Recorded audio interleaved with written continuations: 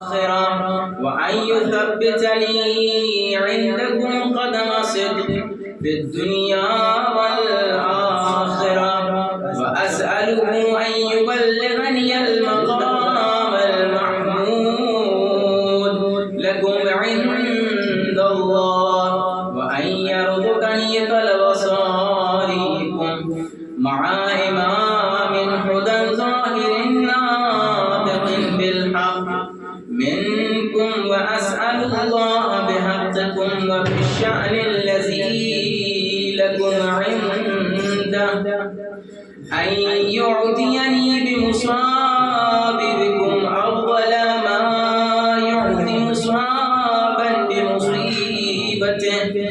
مصيبة ما أعظمها وعظم رزيتها في الإسلام وفي جميع السماوات والأرض. اللهم اجعلني في مقام هذا ممن تناله منك صلوات ورحمة ومغفرة. اللهم اجعل محياي محيا محمد وآل محمد ومماتي ممات محمد وآل محمد. اللهم إن هذا يوم تبركت به بنو أمية وابن آكلة الأكباد اللعين ابن العين على لسانك ولسان نبيك صلى الله عليه وآله في كل موطن وموقف وقف فيه نبيك صلى الله عليه وآله. اللهم لعن أبا سفيان ومعاوية ويزيد بن معاوية عليهم منك اللعنة أبد الآبدين. وهذا يوم فرحت به آل زياد وآل مروان بقتلهم الحسين صلوات الله عليه. اللهم فضاعف عليهم اللعن منك والعذاب الأليم. اللهم إني أتقرب إليك في هذا اليوم وفي موقفي هذا وأيام حياتي وبالبراءة منهم واللعنة عليهم وبالموالاة لنبيك وآل نبيك عليه وعليهم السلام. اللهم لعن أول ظالم ظلم حق محمد وآل محمد وآخر دعواه له على ذلك. اللهم لعن العصابة التي جاهدت الحسين وشايعت وبايعت وتابعت على قتله. اللهم لعنهم جميعا. السلام عليك يا أبا عبد الله وعلى الأرواح التي حلت بفنائك. عليك مني سلام الله أبدا ما بقيت وبقي الليل والنهار ولا جعله الله آخر العهد مني لزيارتكم. السلام على الحسين وعلى علي بن الحسين وعلى أولاد الحسين وعلى صحاب الحسين. الله اللهم خص أنت أول ظالم باللعن مني وابدأ به أولا ثم الثاني والثالث والرابع. اللهم لعن يزيد خامسا ولعن عبيد الله بن زياد وابن مرجانة وعمر بن سعد وشمران وآل أبي سفيان وآل زياد وآل مروان إلى يوم القيامة. اللهم لك الحمد حمد الشاكرين، لك على مصابهم، الحمد لله على عظيم رزيتي. اللهم ارزقني شفاعة الحسين عليه السلام يوم الورود، وثبت لي قدم صدق عندك مع الحسين وأصحاب الحسين الذين بذلوا مهجهم دون الحسين عليه السلام. صلوا على محمد وآل محمد. اللهم صل على محمد وآل محمد. أعوذ بالله من الشيطان الرجيم. بسم الله الرحمن الرحيم.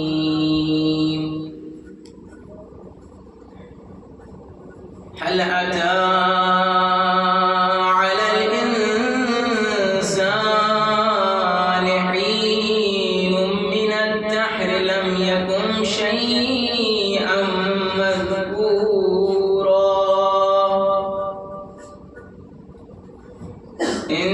إنا خلقنا الإنسان من نطفة أمشاج نبتليه فجعلناه سميعا بصيرا.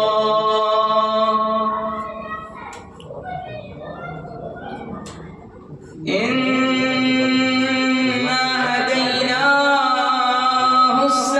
السبيل إما شاكرا وإما كفورا.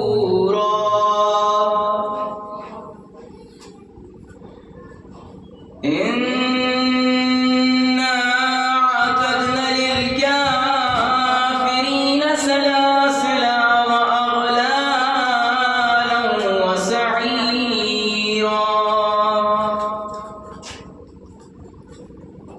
إن الأبرار يشربون من كأس كان مزاجها كافورا.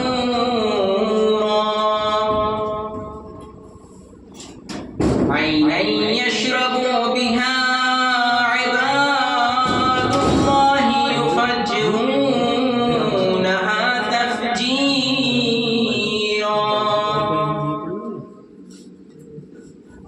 يوفون بالنذر ويخافون يوما كان شره مستطيرا.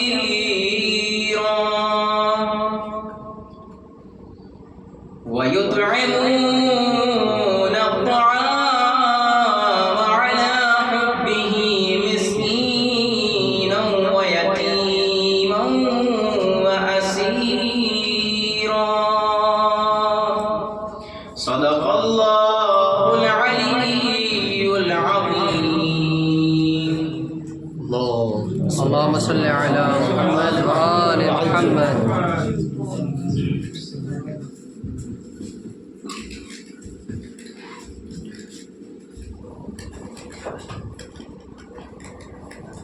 حضرت السلام علیکم. چار سال کی سمت میں دے کر تم راضی فرمائیے گا. صلوات پڑھیں محمد وعلی محمد. اللهم صل على محمد وآل محمد. میرے رفیقوں میرے عزم کو جلا دینا، میرے رفیقوں میرے عزم کو جلا دینا، بوقت مرگ بھی جینے کا حوصلہ دینا، بوقت مرگ بھی جینے کا حوصلہ دینا، جو کربلائی کفن ڈھونڈنے میں دقت ہو تو میری لاش پہ فرش عزا اڑا دینا، تو میری لاش پہ فرش عزا اڑا دینا، میرے رفیقوں صلی اللہ علیہ محمد اللہم صلی علی محمد وآل محمد۔ اس سال صبح کی مجلس سے 4 مثال حاصل کرتا ہوں، ملاحظہ فرمائیے گا۔ کفن کو صرف نشانی موت ہی نہ کہو، کفن کو صرف نشانی موت ہی نہ کہو، کہ زندگی کی کرن بھی کفن سے ملتی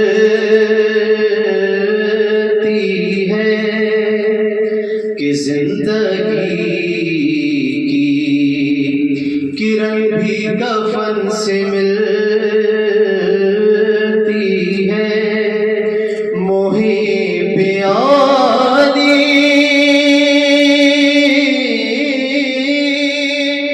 نبی کو کہیں بھی دفن کرو،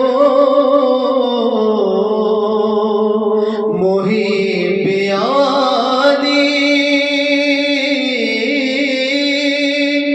نبی کو کہیں بھی دفن کرو،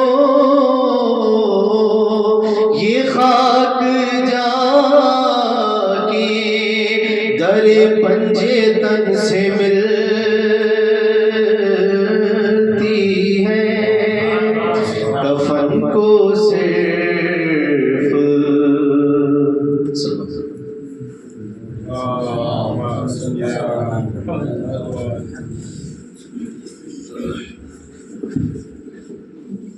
بہت شکریہ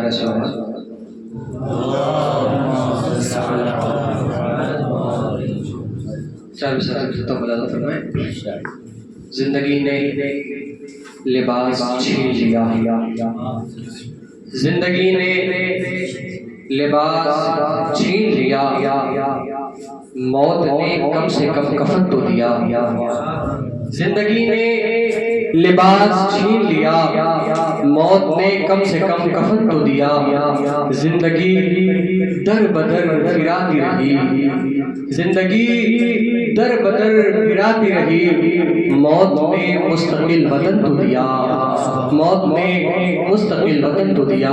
ایک صلوات پڑھتے پر محمد وآل محمد۔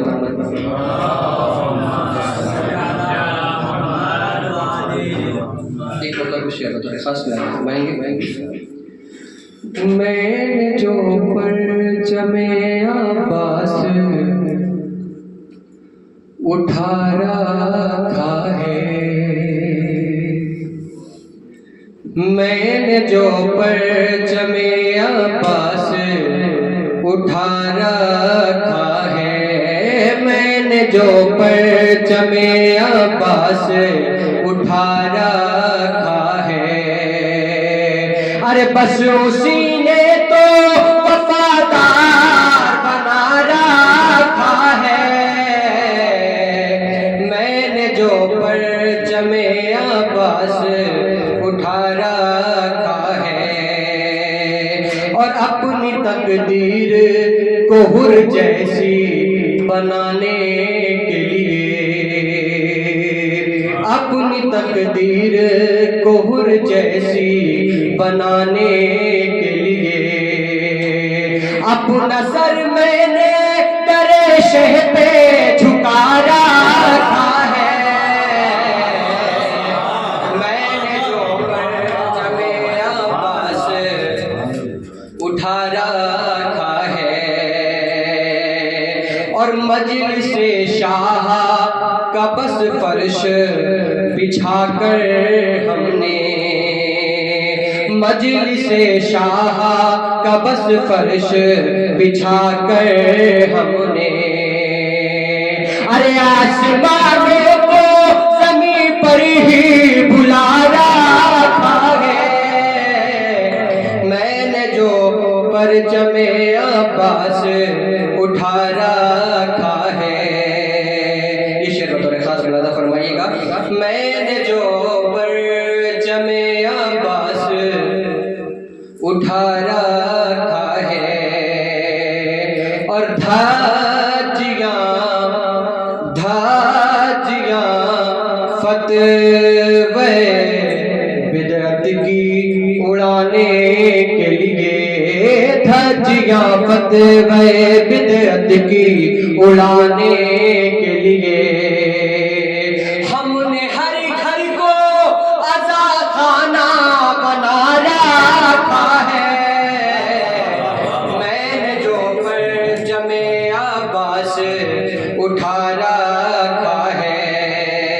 مرتبہ خاص صرف انکار حسین ابن علی نے عالم، صرف انکار حسین ابن علی نے عالم، ارے آگ باطل کے کلیجے میں لگا رکھا ہے، میں نے جو پرچم عباس اٹھا رکھا ہے۔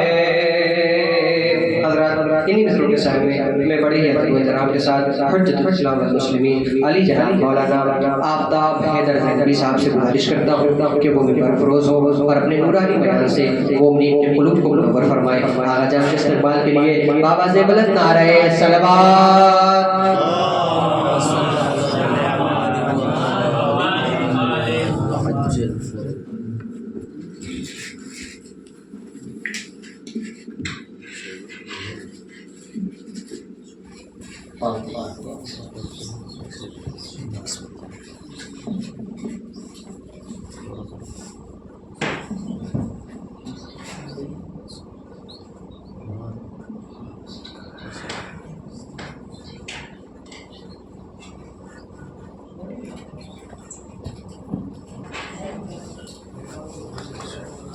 آپ حضرات سے گزارش ہے مرتبہ سورہ حمد اور 3 مرتبہ سورہ اخلاص کی تلاوت فرما کر مرحوم علی محمد بن حامد حسن فاطمہ زہرا بنت محمد حسین کی روح کو احسان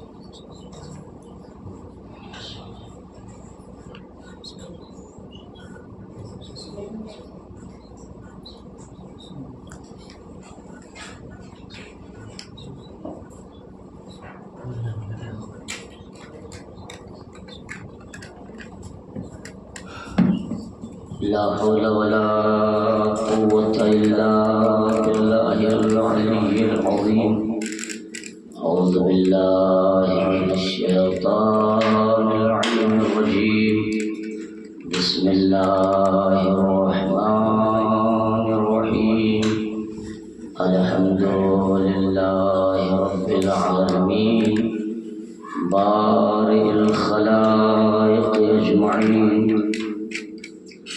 فاطر السماوات والأرض باعث الأنبياء والمرسلين الذي تفرد بالأولية والقدم ووسما كل شيء ما عداه بالفناء والعدم، ثم الصلاة والسلام والتحية والإكرام على الرسول النبي الأمي القرشي المكي المدني الهاشمي الابتهى التهامي السيد البهي السراج المضيء الكوكب الدري صاحب الوقار والسكينة المدفون بأرض المدينة العبد المؤيد والرسول المسدد المصطفى الأمجد المحمود الأحمد أبي القاسم محمد اللهم صل على محمد وآل محمد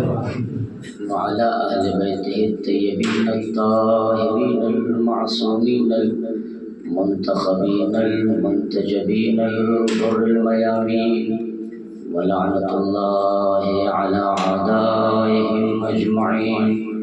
أما بعد، فقد قال الله الحكيم في كتابه الكريم وهو أصدق القائلين وقوله الحق. بسم الله الرحمن الرحيم. قل هل يستوي الذين يعلمون والذين لا يعلمون إنما يتذكر أولو الألباب. صلوات اللهم صل على محمد وآل محمد. ارشاد رب العزت ہو رہا ہے اپنے پیغمبر کے ذریعے سے، پروردگار عالم اپنے بندوں اور اپنی مخلوق کے درمیان یہ فیصلے کے طور پر اور رہنمائی کے طور پر یہ کہہ رہا ہے. سورہ زمر کی 9ویں آیت ہے جو بڑی مشہور و معروف بھی ہے، اور اللہ بطور سوال بالتحقیق یہ اپنے بندوں سے پوچھ رہا ہے. قل میرے پیغمبر کہیے، هل يستوي الذين يعلمون والذين لا يعلمون، کیا جاننے والے اور نہ جاننے والے دونوں برابر ہیں؟ اور یہ فیصلہ ہم نے ان کے لیے کیا ہے جو صاحبان لب ہیں، عقل ہیں، فہم ہیں، صاحب ادراک ہیں، صاحب شعور ہیں، صاحب دانش اور صاحب فکر و خیال و نظر ہیں. ظاہر سی بات ہے یہ مختصر سی آیت کریمہ نے ذہن انسانی کو بیدار کیا اور جھنجھوڑا ہے کہ اگر تمہیں ترقی چاہیے تو دہلیز علم تک آنا پڑے گا، اگر کمال چاہیے تو آستانے فکر و نظر پر آنا پڑے گا، اگر بلندی چاہتے ہو تو اپنی زبانوں کو گویائی دینی پڑے گی، اگر کمال چاہتے ہو تو اپنی زبان کو حرکت کرنی پڑے گی، تمہیں در علم پر آنا پڑے گا، در علم پر اپنی جبین نیاز کو جھکانا بھی پڑے گا. اور قرآن مجید نے اس طرح کی متعدد آیتیں ہیں جس میں یہ تذکرہ کیا ہے کہ یہ افراد برابر نہیں ہیں. یہ آیت جسے میں نے سرنامہ کلام قرار دیا اس میں بھی پروردگار عالم یہی بتانا چاہتا ہے. پوچھ نہیں رہا ہے کہ میرے بندو تم بتاؤ کہ ہم محتاج ہیں، ہم نہیں جانتے یا ہمیں پتہ نہیں ہے کہ اچھے اور برے اور جاننے والے اور نہ جاننے والے دونوں برابر نہیں ہو سکتے. نہیں، یہ ہمارا قاعدہ اور کلیہ ہے. ہم تحقیق کے ذریعے سے کہہ رہے ہیں کہ دیکھو جاننے والے اور نہ جاننے والے برابر نہیں ہیں. ظاہر سی بات ہے. اور متعدد آیتیں ہیں جو اس بات کی طرف اشارہ کر رہی ہے. دوسری جہاں قرآن مجید نے ارشاد فرمایا کہ کیا وہ افراد جو گھر میں بیٹھے ہوئے ہیں اور وہ افراد جو میدان جہاد میں چلتی ہوئی تلواروں اور چمکتی ہوئی تلواروں اور سنسناتے ہوئے نیزوں اور چمکتی ہوئی تیروں کے درمیان اپنا زخم، اپنا دل، اپنا کلیجہ نکال کر رکھ دیتے ہیں، کیا وہ دونوں برابر ہو سکتے ہیں؟ دوسری جگہ پھر قرآن مجید نے ارشاد فرمایا کیا جنت والے اور جہنم والے دونوں برابر ہو سکتے ہیں؟ کیا اچھے برے برابر ہو سکتے ہیں؟ کیا طیب اور خبیث برابر ہو سکتے ہیں؟ کیا زندہ اور مردہ برابر ہو سکتے ہیں؟ کیا وہ افراد جو راہ خدا میں اپنا مال خرچ کرتے ہیں کیا وہ دونوں برابر ہو سکتے ہیں جو اپنا مال دبا کے بیٹھے ہوئے ہیں؟ کیا وہ افراد جو نابینا اور بینا ہیں دونوں برابر ہو سکتے ہیں؟ کیا وہ افراد جو بولتے ہیں اور جو نہیں بولتے ہیں کیا یہ دونوں برابر ہو سکتے ہیں؟ اب دنیا یہ کہتی ہے کہ آپ اپنے مولا کے فضائل ذرا ہماری کتابوں سے دکھائیے، یا اپنے مولا کے فضائل قرآن مجید میں یہ کہاں لکھا ہے کہ آپ کے مولا سب سے افضل ہے؟ قرآن مجید میں یہ کہاں لکھا ہے کہ علی پہلے خلیفہ ہے؟ قرآن مجید میں یہ کہاں لکھا ہے کہ علی سب سے بہتر اور برتر ہے؟ ہماری کتابوں میں کیا لکھا ہے؟ ہم نے کہا بھائی تم جو لکھ کر نہیں مانتے ہو، جو چیزیں چھپی ہوئی ہیں اسے نہیں مانتے ہو، تو ہمیں اس بات پر ہمارا مولا تمہاری کتابوں کی بیساکھی کے سہارے سے مولا نہیں بنا ہے، بلکہ غدیر کی چلچلاتی ہوئی دھوپ میں سرکار دو عالم اور مرسل اعظم نے اپنے ہاتھوں کے بلند کر کے فرمایا تھا من کنت مولا ہو فہذا علی المولا۔ تو میں کہوں گا ہمارے مولا کو تمہاری کتابوں کی بیساکھی کے سہارے کی ضرورت نہیں ہے، اس لیے کہ تم تو چھپی ہوئی چیز کو نہیں مانتے ہو۔ تو میاں جب نہیں ماننا تھا تو چھاپا کیوں؟ اور جب چھاپ دیا ہے تو چھپاتے کیوں ہو؟ اور جب چھپ گیا ہے تو چھپے گا کیسے؟ اور چھپی ہوئی چیز چھپتی نہیں ہے، اور جب چھپانا تھا تو چھاپا کیوں؟ صلوات پڑھ دیجیے پر محمد والے محمد۔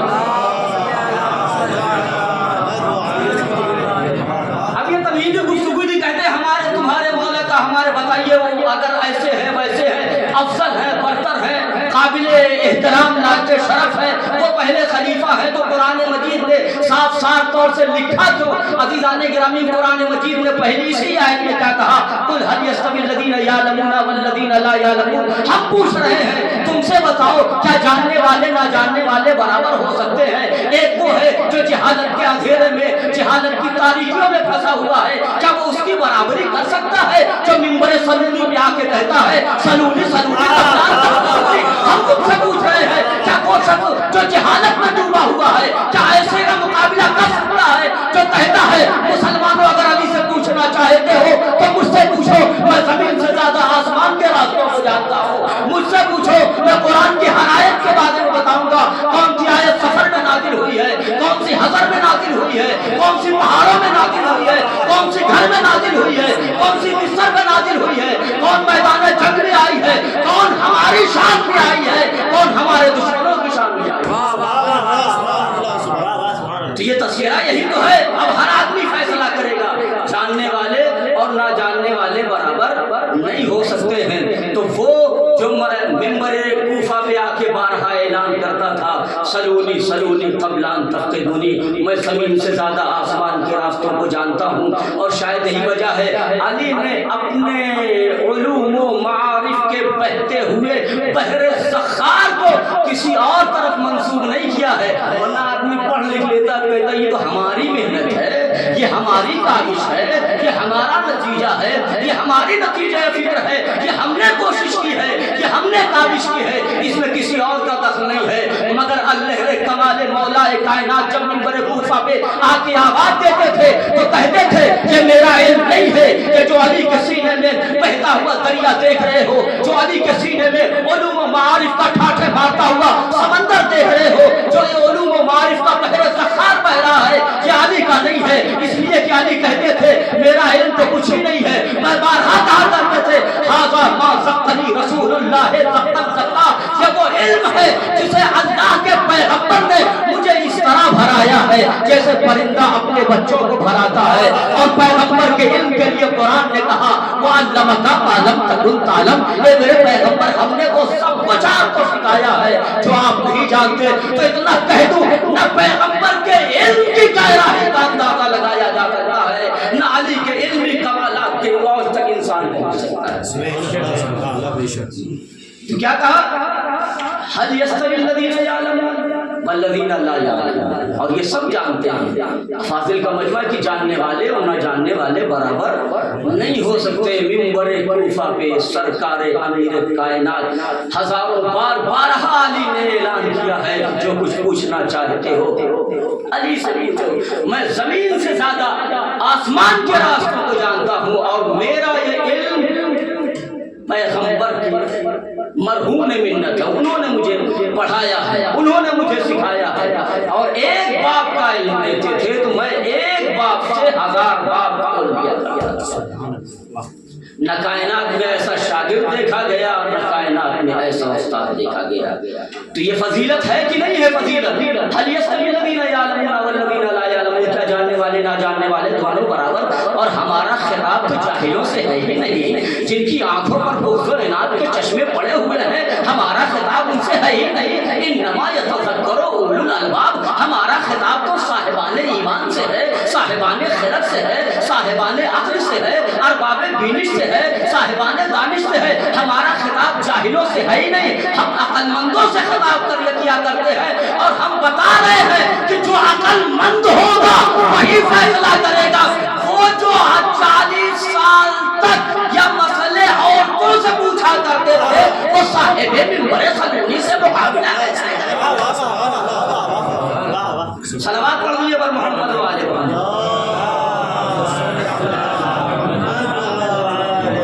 اب دوسری آیت، کہاں ہے آپ کے فضائل، مولا کے فضائل؟ قرآن مجید آواز دے رہا ہے، پڑھیے۔ دعوت فکر ہے عزیزان گرامی جو قرآن مجید آواز دے رہا ہے کہ وہ افراد جو میدان جنگ میں جاتے ہیں، اور وہ افراد جو میدان جنگ میں مجاہدین اور قائدین دونوں برابر نہیں ہو سکتے۔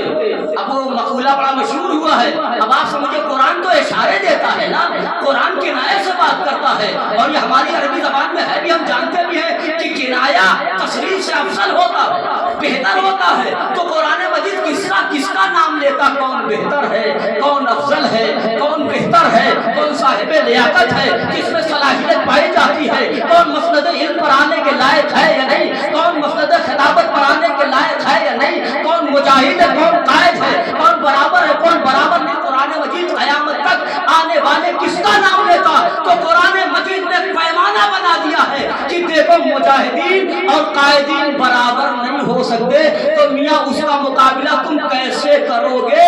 جو میدان جنگ میں آتے ہیں تو تشریف لے کے پہاڑوں پہ چلے جاتے ہیں، اور ایسے غائب ہوتے ہیں جیسے گدھے کے سر سے سینگ غائب،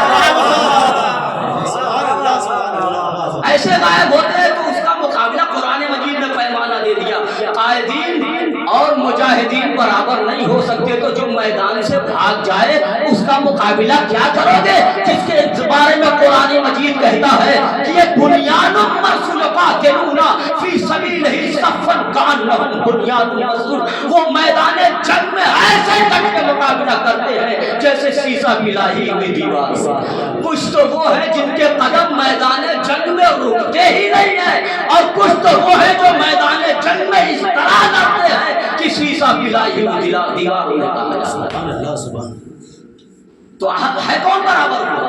مجاہدین اور قائدین دونوں برابر نہیں ہیں، اور کچھ تو وہ ہے جن کی شان میں اب مسلمان قصیدہ بنا کے پڑھ رہے ہیں۔ ہاں بھاگے تھوڑے تھے، مت کو یار بھاگنا، فرار تھوڑے ہوئے تھے، تشریف لے گئے تھے۔ اللہ اللہ کیا کہنا ایسی تشریف کا، جو میدان جنگ سے بھاگے تو اب یہ قصیدہ پڑھ رہے ہیں، مگر اللہ کمال شجاعت مولا کائنات، جو میدان جنگ میں علی لڑتے تھے تو ایک طرف جبریل ہوتے تھے، ایک طرف میکائیل ہوتے تھے۔ قصیدہ مسلمانوں کو پڑھنے کی ضرورت نہیں ہے، ثنا خائی مسلمان کرے یا نہ کرے، مگر جب علی لڑتے تھے تو وہاں سے قصیدہ پڑھا جاتا تھا، لا فتح الا علی لا سیف الا ذوالفقار۔ ایک صلوات پڑھ دیجیے پر محمد۔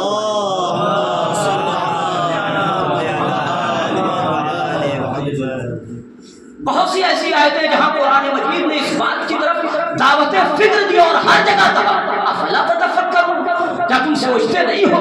افلا تتدبرون، کیا تم قرآن میں تدبر اور غور و فکر نہیں کرتے ہو؟ تو اس کا مطلب یہ قرآن کا معیار ہی ان افراد سے ہے جو صاحبان خرد ہے، جو عقل و بینش کے مالک ہیں، جو صاحبان خرد ہیں، ان سے قرآن مجید کا خطاب ہو رہا ہے۔ اور پھر دوسری جگہ قرآن مجید آواز دے رہا ہے لا یستوی الاحیاء والاموات، زندہ اور مردہ برابر نہیں۔ یہ تو سب جانتے ہیں کہ زندہ اور مردہ برابر نہیں ہے، کون نہیں جانتا زندہ اور مردہ برابر نہیں ہے؟ مگر قرآن مجید کیوں کہہ رہا ہے لا یستوی الاحیاء والاموات، زندہ اور مردہ برابر نہیں ہے؟ نہیں، قرآن مجید فکر دینا چاہتا ہے ایک پیغام اور منہج اور میسج دینا چاہتا ہے کہ دیکھو ہمارا منہج کیا ہے، ہم تمہارے ذہن اور فکر اور خیال کے حساب سے اپنی آیتیں نہیں بھیجتے۔ لا یستوی الاحیاء والاموات، زندہ اور مردہ برابر نہیں۔ جب عام زندہ اور مردہ برابر نہیں ہو سکتے تو وہ جو ٹھوکروں میں جس کی حیات ہو اس کا مقابلہ لوگ کیسے کریں؟ پھر قرآن مجید آواز دے رہا حل یستوی الخبیث والطیب، کہ خبیث اور طیب برابر نہیں، عزیزان گرامی دونوں برابر نہیں ہیں۔ اور کیسے برابر ہو سکتے ہیں؟ جو 40 سال تک کفر و ضلالت و گمراہی کے دلدل میں پھنسا ہو وہ صاحب تطہیر کا مقابلہ کیسے کر سکتا ہے؟ پھر قرآن مجید نے آواز دی کہ لا یستوی الاعمی، کئی آیتیں اس سلسلے سے، لا یستوی الاعمی، اور بعد میں آیا لا یستوی الاعمی والبصیر، جو دیکھنے والے ہیں اور نہ دیکھنے والے دونوں برابر نہیں ہو سکتے ہیں۔ اللہ ہم دیکھتے ہیں تو صرف سامنے دیکھتے ہیں، مگر علی جب دیکھتے ہیں تو پیچھے بھی دیکھتے ہیں، سامنے بھی دیکھتے ہیں، اور اس منزل پر علی پہنچے ہوئے ہیں کہ آواز دیتے ہیں کہ اگر میری نگاہوں کے سامنے سے آسمان کے پردے ہٹا دیے جائیں تب بھی علی کے علم و یقین میں اضافہ ہونے والا نہیں ہے۔ تو یہ ہے علی کی آیتیں اس بات کی طرف اشارہ کر رہی ہیں کہ انسان اگر خرد اور عقل سے کام لے تو اسے اس بات کا پتہ چل جائے گا کہ افضلیت کہاں ہے، لیاقت کہاں ہے، کون افضل ہے، کون بہتر ہے، کون برتر ہے، جو مسند رسول پر آنے کے لائق کون ہے۔ عزیزان گرامی اور شاید یہی وجہ ہے جب فضائل علی اور کمالات علی کے ابواب واضح ہوئے ہیں تو اب ذہنوں پر جب عزیزان گرامی ذہن کھلے ہیں، فکر کھلی ہے، تو ہم نے نہیں بلکہ سب نے لکھا علی کے بارے میں۔ صوت العدالت الانسانیہ ہمارا مجمع اس بات کو خوب جانتا ہے کہ جورج جرداق عیسائی لبنانی مورخ مگر لکھا کس کی شان میں؟ علی کی شان میں۔ اور کیا لکھا؟ کتاب لکھ دی۔ اب ظاہر بات مسئلہ سب سے زیادہ تو پیسہ کا ہوتا ہے کہ نہیں؟ اب اس کے بعد بھی پیسہ نہیں تھا، کہاں سے ہوا ہے؟ تو اب لکھ تو دی کتاب، صوت العدالت الانسانیہ، عدالت انسانی کی آواز، کتاب لکھ دی۔ اب پیسہ نہیں، کہاں سے چھپوایا؟ قاسم بھائی بھی نہیں تھے اس زمانے میں، مسئلے حل ہو جاتے، تو بہرحال کہاں سے چھپوایا؟ تو اب بیچارہ پریشان حال تھا، توکل اللہ پہ، گرجا آیا، بیٹھا ہوا تھا اور چہرہ مرجھایا ہوا تھا، سر جھکے ہوئے تھے۔ اتنے میں گرجا کا پادری آیا،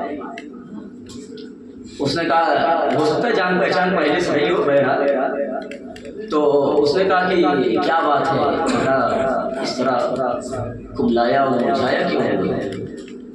تو اس نے کہا کہ بات ایسی ہے، جانے دیجیے آپ، کوئی خاص بات نہیں۔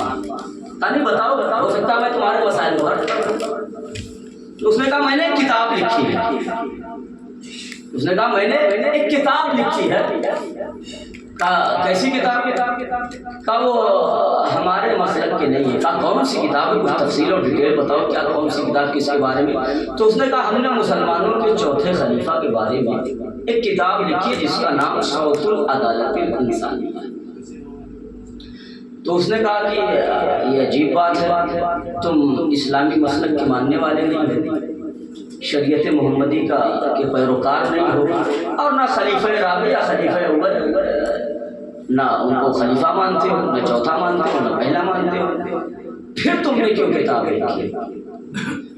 کہا کہ جب میں نے سارے اسلامی اور غیر اسلامی لیڈروں کی سوانح حیات طیبہ پر باریک بینی اور عرق ریزی سے کام لیا اور انہیں پڑھا تو مجھے علی جیسا عادل حاکم کائنات میں نظر نہیں آیا، علی جیسا عادل حاکم کائنات میں نظر نہیں آیا۔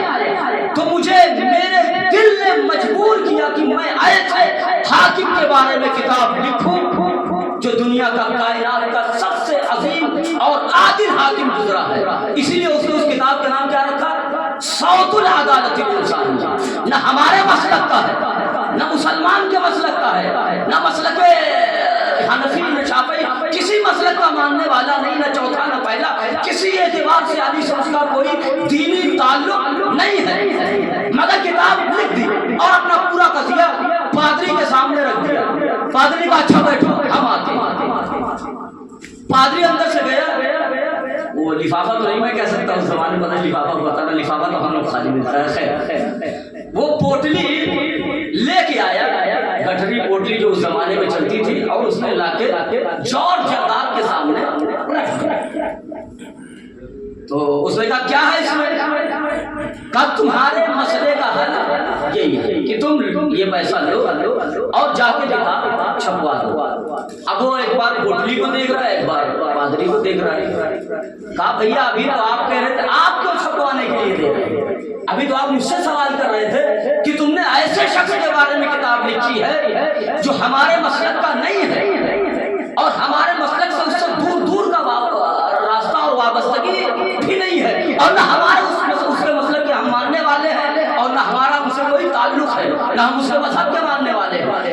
لیکن میں تم سے وہی سوال کر رہا ہوں کہ تم کتاب چھپوانے کے لیے پیسہ کیوں دے رہے ہو، جبکہ تم پادری ہو، ہمارے مسلک کے عالم دین ہو، تمہارا بھی علی سے کوئی تعلق نہیں ہے، نہ تم اسلام کے ماننے والے ہو نہ اسلام کے پیروکار ہو۔ تو اس نے بھی بڑا عجیب جواب دیا، کہ میں نے بھی کائنات میں جب نظر دوڑائی تو مجھے علی جیسا بہترین انصاف پسند عادل حاکم لیڈر اور قائد نظر نہیں آیا۔ کیوں بھیا ایسا کیا کہ علی اتنے بڑے لیڈر ہیں اور آپ کو کوئی لیڈر اور قائد نظر نہیں آیا؟ کہ ہم نے دنیا میں دیکھا ہے کہ حاکم بننے کے بعد حکمراں اپنے مذہب فالو کرتے ہیں۔ بھائی ہم یہ مذہب کے ماننے والے ہیں تو ہمارا مذہب چلے گا، ہم اس کتاب کے ماننے والے ہیں تو ہماری کتاب سے قوانین نافذ ہوں گے، ہم اس مذہب کے اور اس فرقے کے ماننے والے ہیں تو ہمارے فرقے کا قانون چلے گا، ہم فلاں مسلک کے ماننے والے ہیں تو ہماری کتابوں سے فیصلہ ہوگا، ہم فلاں مذہب کے ماننے والے ہیں تو ہمارا مذہب تمہیں ماننا پڑے گا، ہم فلاں فرقے کے ماننے والے ہیں تو تمہیں ہمارے فرقے کی پیروی کرنی پڑے گی۔ مگر وہ پادری کہتا ہے علی کائنات میں اعلیٰ پیسہ پہلا حاکم ہے، جب مسند خلافت میں بیٹھا ہے تو اس نے سارے مذہب والوں کو آزادی دی ہے، توریت والوں کو آزادی دی ہے، زبور والوں کو آزادی دی ہے، انجیل والوں کو آزادی دی ہے، قرآن والوں کو آزادی دی ہے، اور آپ پورے مذہب اور پوری دنیا کا سروے کر کے دیکھ لیجئے، جہاں بھی طاقت ہوتی ہے، جہاں اقتدار ہوتا ہے، جہاں منصب ہوتا ہے، جہاں قوت ہوتی ہے، جہاں قداوری ہوتی ہے، پاتھروں جمائی جاتی ہے، ہمارا مذہب مانو، تلواروں سے گردنیں جھکائی جاتی ہے، جسموں کو جھکایا جاتا ہے، پریشان کیا جاتا ہے کہ اگر ہمارا مذہب نہیں مانو گے تو ہم تمہاری گردن کاٹ دیں گے، اگر تمہارے مسلک کو نہیں مانو گے تو ہم دنیا سے نکال دیا جائے گا، اگر ہماری کتابوں سے فیصلہ نہیں ہوگا تو ہم اپنے شہر سے تمہیں نکال دیں گے۔ پادری کہتا مگر میں نے تاریخ اسلام اور خیر اسلام میں علی جیسا حاکم نہیں پایا جو مسند قضاوت پر آنے کے بعد کہتا ہے لو سنیت لی الفسادتو لجلست علیہا لحکمت بین اہل التوراۃ بتوراتہم وبین اہل الانجیل بانجیلہم وبین اہل الفرقان بفرقانہم۔ علی کائنات کا وہ حاکم ہے جس نے گردنوں کو نہیں دبایا ہے، جس نے آزادی دی ہے، فکر دی ہے، آزادی خیال کا پابند بنایا ہے۔ علی وہ ہے جس نے کتابوں کا پابند نہیں بنایا ہے، جس نے اپنے مسلک کا پابند نہیں بنایا ہے، جس نے اپنے مذہب کا پابند نہیں بنایا ہے، جس نے اپنی کتابوں کا پابند نہیں بنایا ہے۔ علی وہ حاکم ہے جو مسند قضاوت پر بیٹھتا ہے تو اس نے ساری دنیا سے کہہ دیا ہے دیکھو تم آزاد ہو، اگر تم توریت والے ہو تو توریت لے کے آؤ، علی توریت سے فیصلہ کرے گا، تم زبور والے ہو زبور لے کے آؤ، علی زبور سے فیصلہ کرے گا، اگر انجیل والے ہو انجیل لے کے آؤ، علی انجیل سے فیصلہ کرے گا۔ اور ساری دنیا پکار کے کہے گی، توریت والے کہیں گے علی نے ویسے ہی فیصلہ کیا ہے جیسے توریت میں لکھا ہے، زبور والے ویسے ہی کہیں گے جیسے زبور میں لکھا ہے، قرآن والے کہیں گے علی نے ویسے ہی فیصلہ کیا جیسے قرآن میں لکھا ہے۔ صلوات پڑھ دیجئے بر محمد و آل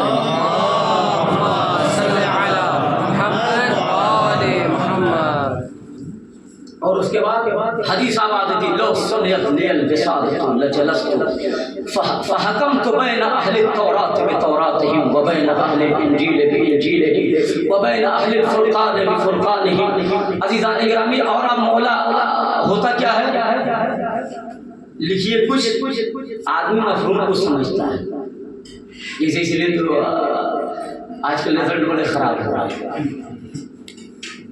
मैं किसी के ऊपर पढ़ता नहीं हूँ, लेकिन मजबूरी की आ जाती है ताकि आप लोग भी थोड़ा सा मुझसे मुत्तसिल हो जाए। एक सलावत का सहारा दे दीजिए बड़ा।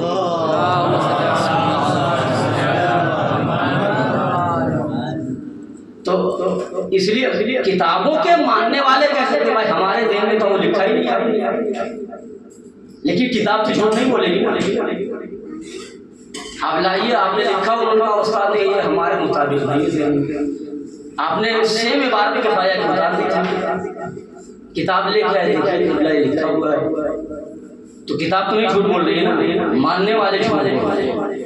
कसम खुदा की बलागत कलाम बलागत निज़ाम मौला कायनात की इससे बेहतर दलील नहीं हो सकती है कि अली ने मस्जिद कूफा के मिंबर से आगाज़ दी, आओ तौरेत वालों मैं तौरेत वालों का तौरेत से फैसला करूंगा, आओ ज़बूर वालों मैं ज़बूर वालों का ज़बूर से फैसला करूंगा, आओ इंजील वालों मैं इंजील वालों का इंजील से फैसला करूंगा, कुरान वालों आओ कुरान वालों का मैं कुरान से फैसला करूंगा। मगर मौला ने ये नहीं कहा कि तौरेत वाले कहेंगे कि अली ने सही फैसला किया है, ज़बूर वाले कहेंगे कि अली ने सही फैसला किया है, इंजील वाले नहीं। मौला खुद फरमाते हत्ता तंजकत तौरात, यहाँ तक कि तौरात खुद कहेगी आके वो तक़ूल क़ाल अली और सदक़ा अली कि अली ने सच फरमाया।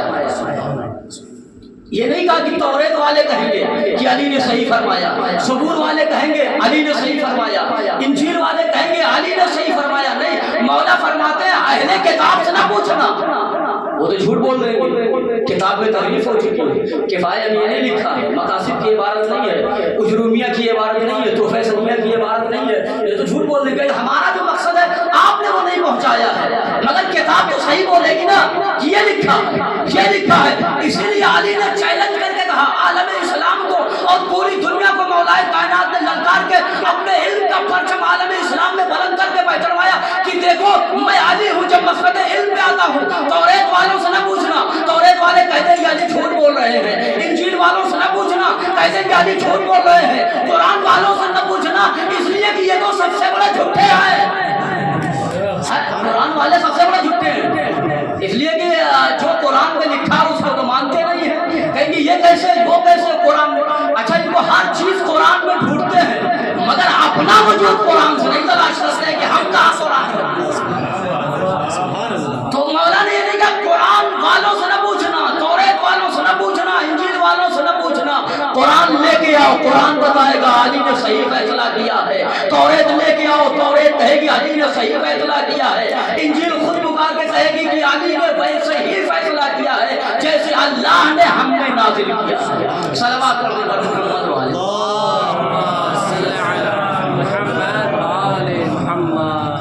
एक और सलवात पढ़ दे ताकि मैं टाइम दे रहती है थोड़ा विचार में।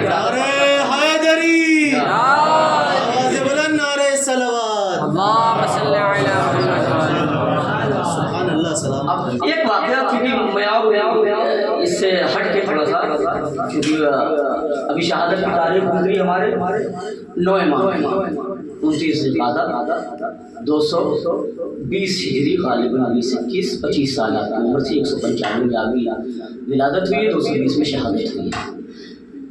देखिए इल्म की बात हो, मैं और आगे बढ़ सकता था मौलाए कायनात की शहादत की तारीख गुजरी, वहीं से अपने मसाइल पैगंबर अहले बैत तो सबका इल्म एक, सबका मंबा और सर चश्मा ज़ात अहदियत कुदरत खुदा। जो इल्म पैगंबर का वही इल्म अली का। और तमासुल देखिए, पैगंबर के ज़माने में सबसे खतरनाक जो अपने ज़माने में क्या मशहूर था, अबुल हिकम, हिकमतों का अब्बा कह लीजिए, नाम कुछ और था, गालिबन मुगीरा नाम था, जिसे पैगंबर ने अबू जहल से कह के खिताब किया तो अबू जहल के नाम से वो मशहूर हो गया। اس کی علمی لیول، علمی کیا وہ جو بھی کہہ لیجیے، وہ ہر آدمی اپنے کو عالم ہی کہتا ہے چاہے وہ شیطنت ہو. معاویہ بھی اپنے کو عالم کہتا تھا، لیکن مولا نے کیا کہا؟ وہ شیطنت ہے، عقل اور علم نہیں ہے. علم میرے پاس ہے، عقل میرے پاس ہے. بہرحال تو اس کو لوگ ابو الحکم کہتے ہیں. اور سقیفہ بنی ساعدہ اس میں انٹری، جیسے امتحان میں انٹری عمر کر دی گئی نا کہ اتنے، اور داخلہ بھی اب کہتے ہیں نا کہ طلب العلم فریضۃ علی کل مسلم و مسلم. کاٹیے گا نہیں کی بات میں، یہ کلمہ ڈالیے بات بڑا وہ سوء تصرف ہو رہا ہے. تو کیا کہتے ہیں؟ طلب العلم فریضۃ علی کل مسلم و مسلمہ. ہر مسلمان علم دین حاصل کرنا اتنا واجب ہے. لیکن جب داخلے کی آتی ہے 15 سال سے 22 سال ہونی چاہیے، 20 سے 22 ہونی چاہیے. تو یہ سب چل رہا ہے. بہرحال اس زمانے میں بھی سقیفہ میں بھی یہی چل رہا تھا. وہاں 40 سال سے پہلے کسی کی انٹری نہیں ہوتی تھی. بڑے بڑے دگگج آتے تھے، صاحبان خیرات، صاحبان عقل، جو جیسے کہ نا بڑے بڑے دگگج لوگوں کو اس میں انٹری ملتی تھی، اس سے پہلے نہیں ملتی. لیکن اس کے جو ذہانت اور فطانت کہہ لیجیے وہ اتنی پختہ اور کمال وہ تھی کہ اسے کم عمری ہی میں اصحاب سقیفہ میں شامل کر دیا گیا. اور ابو الحکم کہا جاتا ہے، حکمتوں کا ابا ہے. تو پیغمبر مگر اس کی قسمت ماری تھی. پیغمبر نے اسے کیا کہا؟ ابو جہل کہہ دیا. تو اب آج تک اور قیامت تک ابو جہل کے نام سے وہ مشہور ہے. پیغمبر پر امتحان لے کے مماثلت علم کی گفتگو ہو رہی ہے. پیغمبر کے زمانے میں بڑا امتحان اس نے لیا پیغمبر، مگر ظاہر سی بات اللہ نے کیا کہا کہ ختم اللہ علی قلوبہم وعلی سمعہم وعلی ابصارہم غشاوہ. ہماری زبان میں بڑا خراب لفظ بولا جاتا ہے، اس لیے میں اس کو نہیں کہہ رہا ہوں. وہ جو میرے طرف کے ہیں وہ سمجھ ان کو بڑے سمجھ لوں. بہرحال ہم نے ان کی سماعتوں پر پہرا بٹھا رکھا ہے. وہ ایمان لانے والے نہیں. ایسے ابو جہل بڑے پیغمبر کا بڑا امتحان دیا ہے. اس نے کہا کہ اچھا آپ اللہ کے رسول ہیں؟ ہاں ہاں، کیوں نہیں، کوئی شک ہے. اچھا اگر ہیں تو کہیے وہ جو پیڑ ہے وہ اکھڑ کے ہمارے پاس آ جائے. پیغمبر نے اشارہ کیا، پیڑ آ گیا. میں ربط صرف جدید دے رہا ہوں. اکھڑ کے آ گیا. پھر کہا اچھا آ تو گیا، پھر کہیے کہ چلا جائے، جیسے تھا ویسے ہو جائے. پیغمبر نے اشارہ کیا، پھر چلا گیا درخت. کہا نہیں ایسے نہیں. تو ایمان تب لائیں گے جب آپ کہیے کہ آدھا کٹ گیا ہے، اوپر والا اس کا کٹ کے آ جائے اور آدھا وہیں رہ جائے. سرکار دو عالم ظاہر سی بات ہے رحمت للعالمین بنا کے بھیجا ہے، ورنہ 2-3 بار فیل ہونے میں راتیں کٹ ہی جاتا ہے کہ نہیں. اور اتنی بدبختی، بے حرمتی، توہین رسالت مان ہے. کم وقت ایمان نہیں لانا ہے تو مطلب یہ امتحان پیغمبر اسلام. اور ظاہر سی بات ہے مزاج نبوت کو رحمت للعالمین کے آبشار سے اللہ پیدا کرنے والا وہ خاتم المرسلین کو اسی لیے رحمت للہ. ورنہ جناب موسیٰ علیہ السلام کی طرح کوئی ہوتا تو ایک کا ماتم ختم. جا بھائی ہم ایک نہیں لائے گا. خیر بہرحال یہ پھر تھوڑا سا ایسے بہرحال اچھا آدھا اوپر والا حصہ ہے تو ایمان لاؤں گا. لے آ گیا پیغمبر نے اشارہ کیا. پھر کہا کہ اچھا کہیے جیسے تھا جائے، پھر ویسی ہو جائے. پیغمبر نے پھر کیا، پھر ہو گیا. اچھا پھر کہیے اب آدھا پیچھے والا حصہ ہے. بہرحال پیغمبر سے کئی بار ایسی گفتگو ہوتی رہی. اور ایک بار پھر کہا دوسرے دن پھر آئے امتحان لینے کے لیے. کہا آپ اللہ کے رسول ہیں تو غیب کی باتیں بھی جانتے ہیں. کہا یہ بتائیے میری مٹھی میں کیا ہے، میری مٹھی میں کیا ہے. اچھا آسان سوال کیا ہے؟ آپ بتائیے کہ صاحب کفایہ کون ہے. سوال آ جائے امتحان میں لکھنا کہ صاحب کفایہ کون ہے تو کیا لکھیے گا؟ ملا محمد کاظم آخر خراسانی. تفصیلی جواب چاہیے یا یہ لکھ دیجیے گا محمد کاظم، اتنا ان کا نام یہی ہے. لیکن اب اگر کوئی لکھے ملا محمد کاظم خراسانی اور جو دوسرے ان کے تھوڑا سا ادھر ادھر کا سب سے ہارڈ کتاب لکھنے والے ہیں جو مطلب لجنم چلتی ہے، ستولیہ کی معیاری کتاب ہے، ویسے خارج پہ جس کے درس دیا جاتا ہے، یہ سارے لوازمات آپ لکھیں گے تو ایک کیا ہوگا؟ ہاں یار زیادہ جانتا ہے. مطلب نمبر کی بات نہیں کر رہا، ہو سکتا ہے استاد गए यार इतने ज़्यादा लिख दिया, इसका नंबर ही कम कभी कभी होता है जितना पूछो उतना ही लिखा जाता है। तो उससे नहीं, अगर आपसे मुझे साहिब किफ़ाया कौन है और तो क्या नाम है, तो अगर लवाजिमात के साथ आदमी बताएगा साहिब किफ़ाया किताब है और ऐसी है वैसी है, वहाँ के रहने वाले थे और इनका नाम ये ऐसे वैसे, तो तफसीर नहीं पूछी, अगर इतना बता दे मोहम्मद कादिम तो काफ़ी। पैगम्बर से सवाल किया है कि मेरे हाथ में मेरी मुट्ठी में क्या है, तो इतना कह देना सरकार रसालत माँ हज़रत ख़त्म मर्तबत रूही वारबाहुल आलमीन अलहुल फ़िदा का कहना काफ़ी हो जाता कि अबू तेरी मुट्ठी में क्या है, कंकरी। जवाब का मगर सरकार दो आलम ने जवाब क्या दिया है, कहा अबू लहब मैं ये बताऊं कि तेरी मुट्ठी में क्या है और तेरी मुट्ठी में जो है वो बताए कि मैं कौन हूं। तो पहला सा जवाब सही था कि तेरी मुट्ठी है, या ये जवाब पैगंबर ने सब करो कहा ताकि अबू लहब तू ये भी जान ले कि हमारा इल्म कहाँ तक, हमारे इल्म की उसत है और हमारा मेयार इल्म क्या है। हम ये भी बताएंगे कि तेरे हाथ में कंकरी है तेरी मुट्ठी में, लेकिन हम ये भी कह रहे हैं कि अगर हम कहें तो गोया अल्लाह उसे अदा करेगा, और कंकरी बोलेगी कि मैं अल्लाह का रसूल हूँ, और कंकरियाँ कलमा पढ़ती थी दस्ते पैगंबर के आने पर। ये जवाब आइए इमाम मोहम्मद तकी अलैहिस्सलाम का एक वाक़या है, उसी में खत्म हुआ। मामून की सवारी बगदाद बुलाया, उम्र कितनी 7 साल, रास्ते में आप खड़े थे, बच्चे खेल रहे थे, मामून की सवारी गुजरी, इमाम खड़े, बच्चे भाग गए, मामून उतरा, मैं जल्दी इसलिए पढ़ रहा हूँ ताकि वक्त ज्यादा ना हो। मामून उतरा ताकि आप क्यों नहीं भागे सारे बच्चों की तरह, तो इमाम ने फरमाया क्यों, 3 वजह हैं भागने, या तो मैं गुनाहगार हूं तुम्हारी नजर में, तुमसे डर के भाग, या तुम बहुत बड़े जालिम हो और तुम्हारे जुल्म का चर्चा और शोहरत है इस वजह से मैं भाग, या ये कि मैं मेरे रास्ते में खड़े होने से न रास्ता तंग था न वसी था कि मेरे हटने से वसी हो जाता और मेरे खड़े रहने से तंग हो जाता। खैर उसते इल्म देखिए, पैगंबर ने क्या कहा, इतना कह देते कि कंकरी है, मगर पैगंबर ने क्या कहा, मैं कहूँ कि तेरे हाथ में कंकरी है और उससे कहूँ कि ये बताए कि मैं कहूँ। अब चला गया शिकार उसने किया और फिर मौलाए इमाम मोहम्मद तकी अलैहिस्सलाम गया तो देखा फिर इमाम खड़े हैं और बच्चे खेल रहे थे, फिर सारे बच्चे भाग गए। अब उसने इमाम का इम्तिहान लिया, उम्र कितनी है 7 साल, अल्लामा निशान 7 साल की उम्र है, बगदाद में आपको बुलाया गया। तो अब वो अपने हाथ में अपने मुट्ठी में मछली छुपा के लेके आया, कहा अच्छा ये बताओ कि मेरी मुट्ठी में क्या है, जवाब बताइए आप क्या था, क्या कहते थे मछली। मगर इमाम ने कितनी तफसीर की है, क्या इमाम ने फरमाया कि मैंने अपने आबा व अजदाद से और उन्होंने जनाब जिब्रील से और उन्होंने लौहे महफूज से और लौहे महफूज में कलम से अल्लाह ने, ये इतना तफसीली इमाम कह देते कि तेरे हाथ में मछली है, जवाब मुकम्मल हो जाता।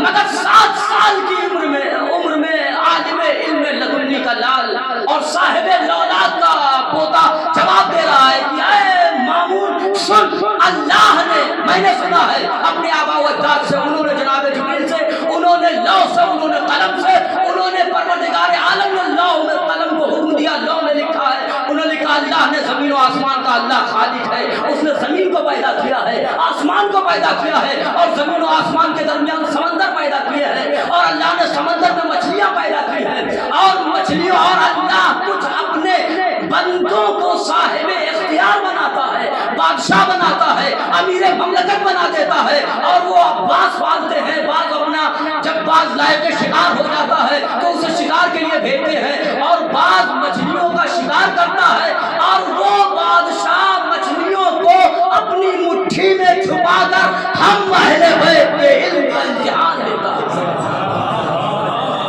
हम अहले बैत के इल्म का इम्तिहान लेता है। और जवाब वहां क्या था, कहना खाली था कंकरी है।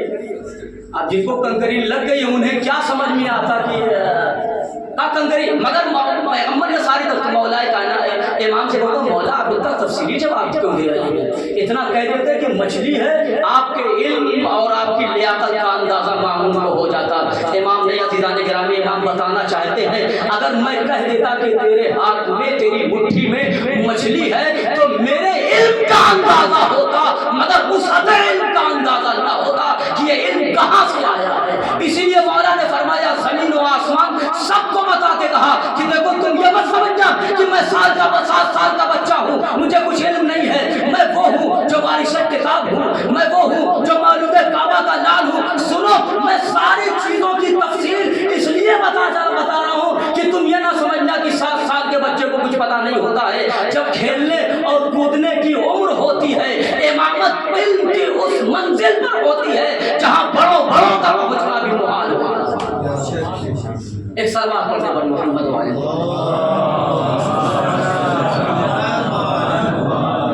جانے کے بغیر کسی تفصیل کے یہی مولا ہے ہمارے نوائے جن کی شہادت کی تاریخ بھری ہے۔ آپ بیٹھے تھے، ایک مرتبہ یہ بات کی بے ساختہ آنکھوں سے آنسو آ رہی، آنکھیں ٹپٹپا گئی، چہرہ سرد پڑ گیا۔ چاہنے والے نے پوچھا مولا یہ اچانک آپ کو اس طرح کبھی چیخ مار کے اور اس طرح روتے ہوئے نہیں دیکھا؟ کہا میرے چاہنے والے، جب بھی میں اپنی جد ماجدہ کے مسائل و آلام سوچتا ہوں تو مجھ پر یہ ایک کیفیت طاری ہو جاتی ہے، مجھ پر یہ کیفیت طاری ہو جاتی ہے، میں برداشت نہیں کر پاتا ہوں، اور اگر میرا اختیار ہوتا، موقع ملے مجھے، تو میں ان ظالموں کو جنہوں نے میری جد ماجدہ پر ظلم کیا ہے انہیں قبروں سے نکال کر جلاؤں گا اور ان کی لاش کو خاک و زمین و آسمان کے درمیان بکھیر دوں گا۔ اللہ اللہ، کتنا ظلم کیا گیا تھا بیوی پہ، عزیزان گرامی، کتنا ستایا گیا تھا سیدہ کو۔ ایک غیرت دار، میں اکثر یہ مسائل سید شہزادی کے پڑھا جاتا ہوں، غیرت دار خاندان کی بیٹی کے لیے اس سے بڑے ظلم کی بات کیا ہو سکتی ہے؟ چلے تاریخ لوگ کہتے ہیں کہ دروازہ نہیں جلایا گیا، یہ غلط روایت ہے، محسن کی شہادت نہیں ہوئی، پسلیاں نہیں ٹوٹی ہیں، مگر ذرا انصاف سے بتائیے، بفرض محال ہم یہ ساری چیزیں مان بھی لیتے ہیں، مگر ذرا سوچئے کیا کسی غیرت دار کی بیٹی کے دروازے پہ آ کے گھٹیاں دی جائیں؟ اے فاطمہ علی کو گھر سے باہر نکال دو ورنہ ہم دروازے کو آگ لگا دیں گے۔ اللہ، ذرا ہمارے خانوادے اور معاشرے کی بات ہوتی ہے، اگر کوئی غیرت دار ہے، خاندانی وجاہت و شرافت کا حامل ہے، تو اس کی بیٹیوں کے پردے کا اہتمام ہوتا ہے، اس کے گھرانے کی عزت کی جاتی ہے، اسے عزت کی نگاہوں سے دیکھا جاتا ہے۔ مگر اللہ جو نبی اعظم سرکار دو عالم ہے، جو انسانوں کو مسلمانوں میں جو صاحب ایمان بنانے والا ہے، ایک بیٹی سرکار دو عالم نے چھوڑی ہے عزیزان گرامی، اور وہ بھی بیٹی ایسی ہے جس کے دروازے میں اب ذرا سوچئے کیا فاطمہ کے دل کو قلم نہ ہوا ہوگا کہ جب آ کے ان کو نے کہا ہوگا کہ اے فاطمہ علی کو گھر سے باہر نکال دو ورنہ ہم دروازے میں آگ لگا دیں گے۔ تو جانتے ہیں تڑپ کے شہزادی نے کیا کہا؟ اے ظالموں، اس میں میرے چھوٹے چھوٹے بچے ہیں۔ تو جواب کیا آیا؟ فائن ہوا کرے، کوئی بھی ہو، حسنین ہو، کوئی بھی ہو۔ اللہ اللہ، اسی لیے تو عزیزان گرامی سیدہ نے تڑپ کے بابا کی مٹی قبر پہ آباد دی۔ بابا صبت علیہ مصائب لو بنا صبت علیہ میں سرنا لیا لیا اے بابا۔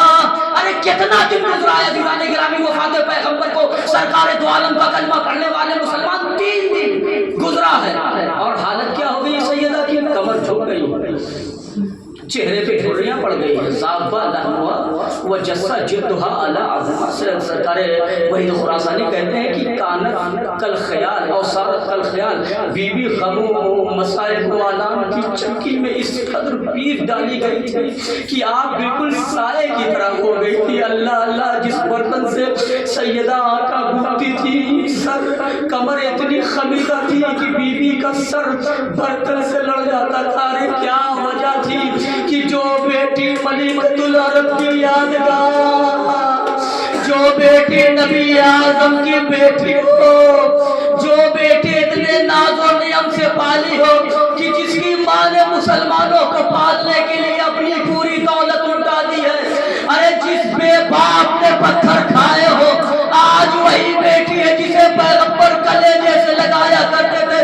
کیا وجہ ہے کہ سیدہ کی کمر 3 دن میں خمیدہ ہو گئی؟ جو باپ کی لہر سے لپٹ کے گئی ہے، اے بابا، ارے اتنے مسائل پڑے ہیں کہ اگر دل پہ پڑتے تو سیارات میں تبدیل ہو جاتے. اے عزاداروں، ارے نوحہ پڑھنے کی کوئی وجہ نہیں. ارے جس کا دروازہ جلایا گیا ہو، جس کا پہلو شکستہ ہو، جس کے شوہر کے گلے میں رسی کا پھندا ڈالا گیا ہو، ارے بیوی آواز دیتی ہے اے فضا مجھے در و دیوار کے درمیان پیش دیا گیا ہے، میرا محسن مارا گیا. واہ سیدتا، واہ محبتا، واہ فاطمہ، واہ زہرا، وسیعلم الذین ظلموا أي منقلب ينقلبون. إنا لله وإنا إليه راجعون. الہی بخیر آبادی و مال و غنیہ وسر المستضعفین. پروردگار جو واسطہ محمد و آل محمد کی عزت کا، جو واسطہ تیری عزت و جلال کا، ہماری اس قلیل سے عبادت کی شرف و قبولیت عنایت فرما. جہاں کے مشیان ادھر قرار کی جان مال عزت و آبرو کی حفاظت فرما. پروردگار میں دینی اور دنیاوی سارے امتحان میں کامیابی عنایت فرما. یہ میرے معبود جن کے والدین دنیا سے گزر گئے ان کی مغفرت فرما. ان کے والدین زندہ کا سایہ ان کا چپڑتا جو قائم و دائم رہا. یہ میرے معبود جو بیمار بیمار کربلا کے سب سے شفا کامل واجب عنایت فرما. یہ میرے معبود جن کی گودیاں خالی مولا نے سب کے واسطے میں گودیوں کو آباد فرما. پروردگار امام زمانہ کے محبوب میں تاجر عنایت فرما. ہمیں ان کی آوان میں آسان شمار فرما. آپ حضرات سے بڑا گزارش ہے ایک مرتبہ سورہ حمد اور 3 مرتبہ سورہ اخلاص کی تلاوت فرما کر مرحوم علی محمد بن حامد حسن، فاطمہ زہرا بنت محمد حسین اور تمام مومنات مولا کائنات کی الہی بسم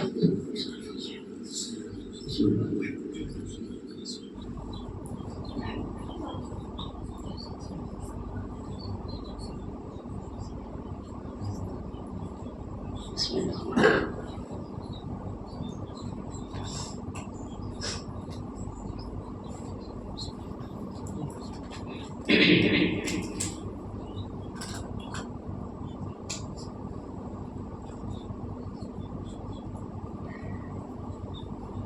اب حضرات سے گزارش ہے کہ 5 مرتبہ ہم یجیب پڑھ کے گزارش کی گئی خصوصی شفا یابی کے لیے سید راشد عباس ابن غلام حیدر کی صحت و سلامتی اور شفا یابی کے لیے 5 مرتبہ ہم یجیب پڑھ گئے.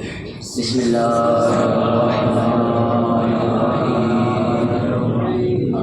أَمَّنْ يُجِيبُ الْمُضْطَرَّ إِذَا دَعَاهُ وَيَكْشِفُ السُّوءَ أَمَّنْ يُجِيبُ الْمُضْطَرَّ إِذَا دَعَاهُ وَيَكْشِفُ السُّوءَ أَمَّنْ يُجِيبُ الْمُضْطَرَّ إِذَا دَعَاهُ وَيَكْشِفُ السُّوءَ أَمَّنْ يُجِيبُ الْمُضْطَرَّ إِذَا دَعَاهُ وَيَكْشِفُ السُّوءَ أَمَّنْ يُجِيبُ الْمُضْطَرَّ إِذَا دَعَاهُ وَيَكْشِفُ السُّوءَ.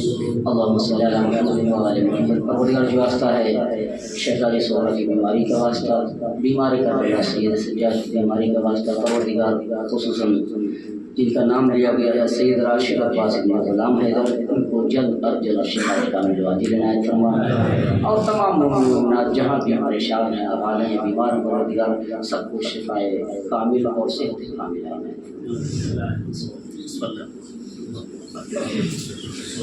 فرما.